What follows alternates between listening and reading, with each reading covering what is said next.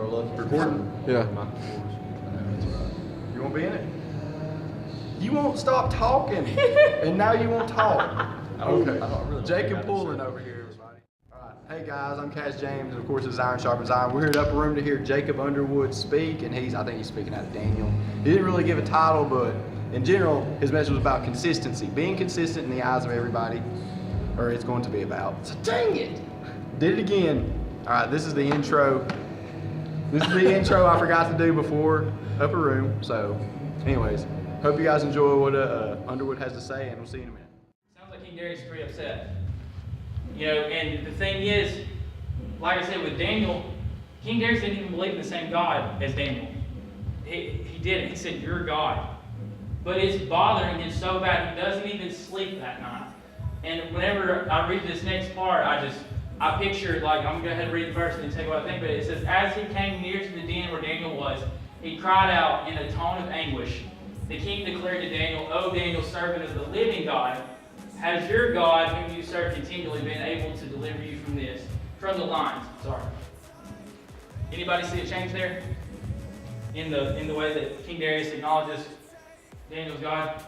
Before, you just have the part about your God. But here he says, "O Daniel, servant of the living God." Something took place. Something's changed here. And I just picture King Darius, man, I picture him staying up in his room all night, and he's just like, "Man, I've got to find a way. Daniel's got to make this." And I just picture him running the next morning, being like one of the first ones there, and just seeing what's going on. Go ahead and go to the next verse. "Then Daniel said to the king, 'O king, live forever.'" Go ahead.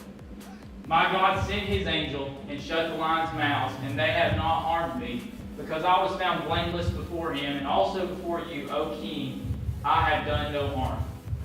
And I had a verse with this, and I didn't put it up here tonight, but it makes me think about where it's talking about, God's talking about calling me in the day of trouble and I'll deliver you. But see, the thing that's cool about this story is Daniel's calling on God not just in his time of trouble, but I don't think Daniel went in the den of lions without praying. I don't think he's just like, "All right," and just, kind of went in. I picture him being really fervent in prayer, but Daniel's prayer life didn't start when he got tossed in the den of lions. You understand that it was established way before that. But he's talking about being found blameless before him and before the king, and so he's done no harm. Go ahead and go to the next one.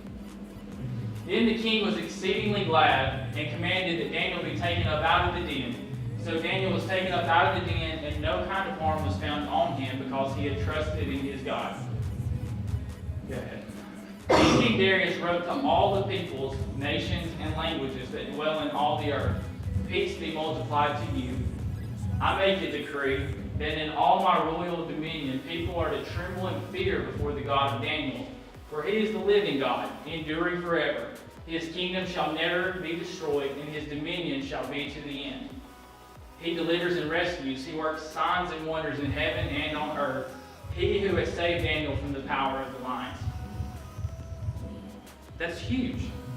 You go from just a guy, Daniel, that several times in the scripture says, his adversaries would say, "This guy, Daniel, this guy, Daniel." Well, Daniel's faith just showed up in front of a lot of people.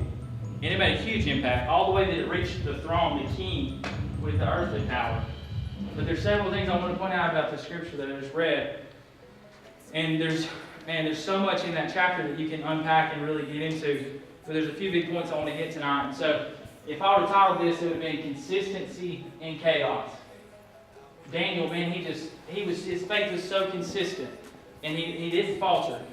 And so one thing the biggest thing as far as King Darius in this story to understand is pride.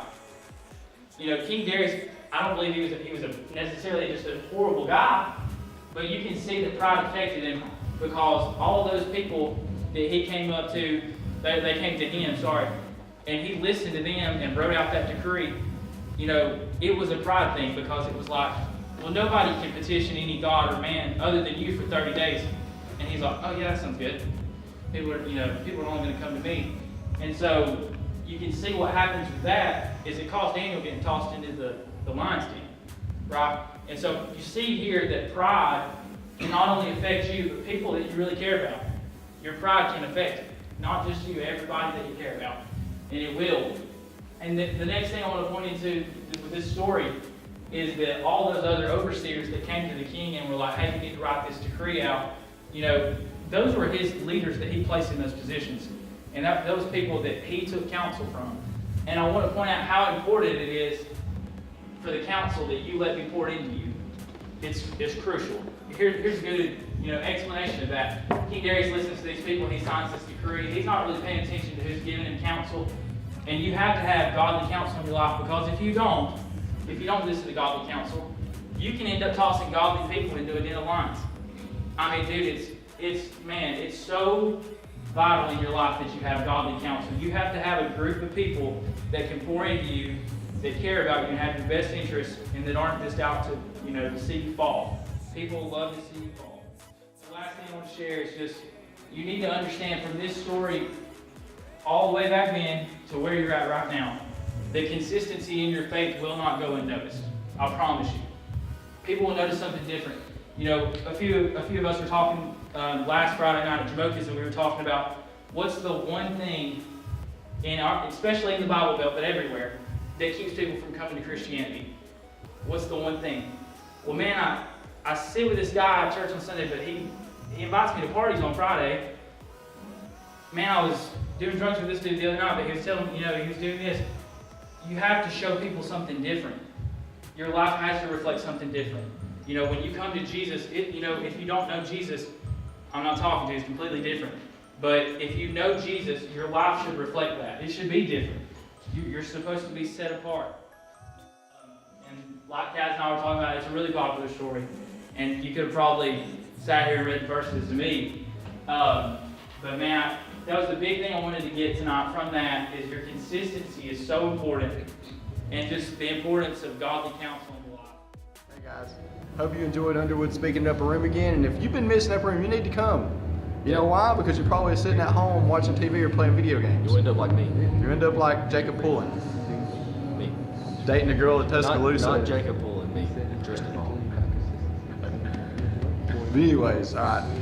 I'm Cass James, Iron Sharpens Iron. Don't forget to like, comment, subscribe. And if you want to, follow me on Instagram. I put up some goofy pictures of my The camera. description will be below. Yeah, description below. And anyways, see you guys later.